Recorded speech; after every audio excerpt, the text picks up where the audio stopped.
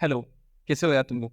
तो पिछली वीडियो में हमने देखा था कि जावास्क्रिप्ट के अंदर होस्टिंग किस तरह से होती है, बट हमने उसको लिमिटेड रखा था towards function and where variables, जो वेरिएबल वेयर से डिक्लेयर होते हैं। इस वीडियो में हम देखते हैं कि किस तरीके से let and const variable hoist होते हैं और क्या डिफरेंस होता है लेट एंड कॉन्स्ट वेरिएबल की होस्टिंग में और वेयर वेरिएबल की होस्टिंग में। So without any further do let's move towards the code. So ये हमारा वो कोड है जो हमने पिछली वीडियो में देखा था, जिसके अंदर हम ए को लॉक कर रहे थे, माइन नेम को लॉक कर रहे थे बिफोर इट्स इनिशियलाइजेशन। ठीक है ना? तो हमारे पास क्या लॉग हो रहा था? ए के केस में हमारे पास लॉग हो रहा था अनडिफाइंड, और माई नेम के फंक्शन के केस में लॉग हो रहा था exact copy of that function. और ये क्यों हो रहा था? क्योंकि हमने ये समझा था कि जब जावास्क्रिप्ट का even before a single line of code is executed, JavaScript अपने वेरिएबल और फंक्शन को एक स्पेशल प्लेस होल्डर वैल्यू के साथ कोई ना कोई मेमोरी अलॉट कर देता है इन द ग्लोबल स्पेस।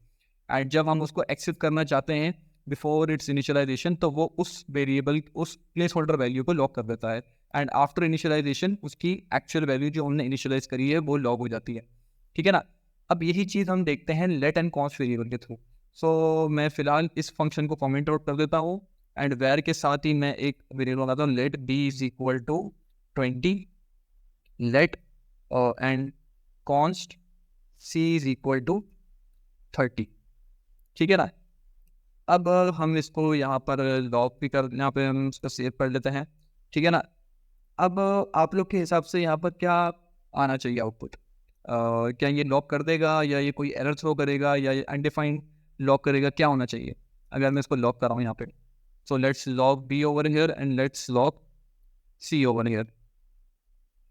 तो लेट्स सी क्या होता है। तो अब जैसे ही मैं इसको रीलोड करूँगा एंड मैं इसको प्ले कर देता हूँ, तो जब मैं यहाँ गया तो यहाँ पर इसने मुझे ए के केस में तो अनडिफाइंड दे दिया, बट जब मैं बी को लॉक करने गया तो इसने मुझे बोला कि uncaught reference error cannot access b before initialization. ऐसा क्यों? क्या बी जो है, मतलब जो लेट वेरिएबल है, क्या ये होस्टेड नहीं होता है? हम उसको एक्सेस भी नहीं कर पा रहे। इसको बोलते हैं टेम्पोरल डेड जोन। तो होता क्या है कि लेट एंड कॉन्स्ट के वेरिएबल को हम इनिशियलाइजेशन से पहले एक्सेस नहीं कर सकते, उनको रेफरेंस नहीं कर सकते उनको। क्यों?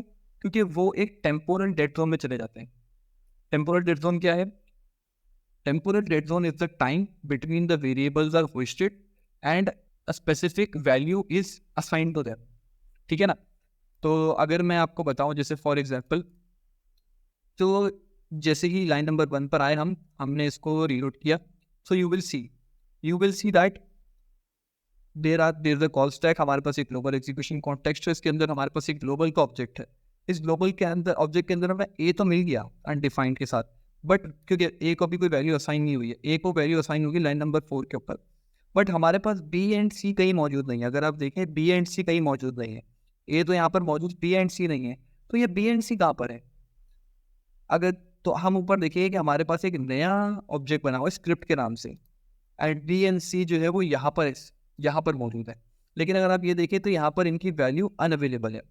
तो बी एंड सी भी होस्ट हुए हैं, but until they are assigned a value, they are in a temporal dead zone. So अगर कोई आपको बोले कि भाई लेट एंड कॉस्ट वेरिएबल तो एक्सेस नहीं हो सकते बिफोर इनिशियलाइजेशन, तो वो कैसे होस्ट हुए हैं? तो आप उनको बोले नहीं, वो होस्ट होते हैं, but they are in a separate memory space. They are not in the global space, but they are in a separate memory space. और वहाँ पर उनको एक वैल्यू असाइन हो जाती है, but they are not accessible before they are assigned a value because of the temporal dead zone. This is a very important keyword, temporal dead zone. So temporal dead zone क्या है? वो पूछे temporal dead zone क्या है, तो आप लोगों को ये बताएंगे कि temporal dead zone वो टाइम है जब वेरिएबल्स को एक स्पेसिफिक मेमोरी लोकेशन में वैल्यू असाइन हो जाती है, तब से लेकर जो उसको एक्चुअल में वैल्यू असाइन हो रही है उस टाइम को कहते हैं temporal dead zone. That means जो लेट एंड कॉन्स्ट का वेरिएबल है, it is in a temporal dead zone from line 1 till 4, from line 1 till 5, and const का जो वेरिएबल है, it is in a temporal dead zone from line number 1 till 6। और अगर मैं line number 5 के बाद बी को एक्सेस करूंगा और लाइन नंबर 6 के बाद सी को एक्सेस करूंगा, तो I will get the value. So अगर मैं यहाँ पर ये कंसोल लगाऊं रादर देन यहाँ पे कंसोल करने के, अगर मैं यहाँ पर कंसोल करूँ, सो you will see that if I go in here, let's see. ठीक है ना? मैं कर दूँ, अब मैं कंसोल में जाऊँ। So now you will see we have the variables value 20 and 30। क्यों? क्योंकि अब इनका टेम्पोरल डेड जोन खत्म हो चुका है, बिकॉज उनके अंदर एक वैल्यू असाइन कर दी गई है। तो अब अगर मैं सोर्सेज पे जाऊँ और यहाँ पर अगर मैं यहाँ से हटाकर मैं अगर यहाँ पर एक ये लगाऊँ and if I reload it, so what you will see is that कि नाउ जो वैल्यू अनअवेलेबल आ रहा था हमारे पास in the case when it was access before initialisation, तो यहाँ पे वैल्यू अनअवेलेबल आ रहा था। बट अब जब वो टेम्पोरल डेड जोन से बाहर आ चुके हैं तो बी और सी को एक स्पेसिफिक वैल्यू असाइन हो चुकी है। That means they are now out of the temporal dead zone. ठीक है ना? अच्छा, फंक्शंस के केस में भी इसी तरह होता है कि नॉर्मल जो फंक्शंस हैं हमारे, उसके अंदर तो हमारे पास, जैसे हमारे पास ये माय नेम का फंक्शन था, इसको अगर मैं यहाँ पर एक्सेस करना चाहूँगा console.log एंड हम माय नेम फंक्शन को जब एक्सेस करेंगे यहाँ पर, so you will see that तो हमारे पास माय नेम का फंक्शन की कॉपी लॉग हो गई। बट अगर हमारे पास यहाँ पर एरो फंक्शन होता, const my name is equal to, और यही वाली चीज़ अगर हम उसके अंदर कर देंगे, ठीक है ना, और मैं इस पर को कमेंट थोड़ी देर पे, ठीक है ना, so now you will see again we have the reference error. वो क्यों? क्योंकि एरो फंक्शंस जो हैं they are treated similar to a variable during visiting. तो अगर मैं आपको वापस से यहाँ पर अगर एक लॉग लगा दूँ और अगर मैं इसको रीलोड करूँ, तो आप देखेंगे कि भाई जो वैसे हमने क्या देखा था, जो फंक्शन था वो कहाँ पर हमारे पास स्टोर हुआ हुआ था, ग्लोबल के ऑब्जेक्ट के अंदर, माय नेम का जो फंक्शन है। बट चूंकि ये एक एरो फंक्शन है तो इसलिए इसने इसको ट्रीट किया as a variable and then जो है उसने उसको स्क्रिप्ट के अंदर डाला। एंड स्क्रिप्ट के अंदर क्यों डाला? क्योंकि हमने कॉन्स्ट यूज़ किया हुआ है। अगर यही हम यूज़ करते यहाँ पर वेर, ठीक है ना, तो अब क्या होता, अब ये इसको डालता इन द ग्लोबल स्कोप। और जब ग्लोबल स्कोप में डालता तो हमें पता है कि जब भी वेरिएबल्स ग्लोबल स्कोप में जाते हैं तो उसको एक अनडिफाइंड वैल्यू प्री डिफाइंड हो जाती है। ठीक है ना? तो इस केस में क्या होना चाहिए कि जब ये लॉक करेगा तो ये अनडिफाइंड लॉक करेगा।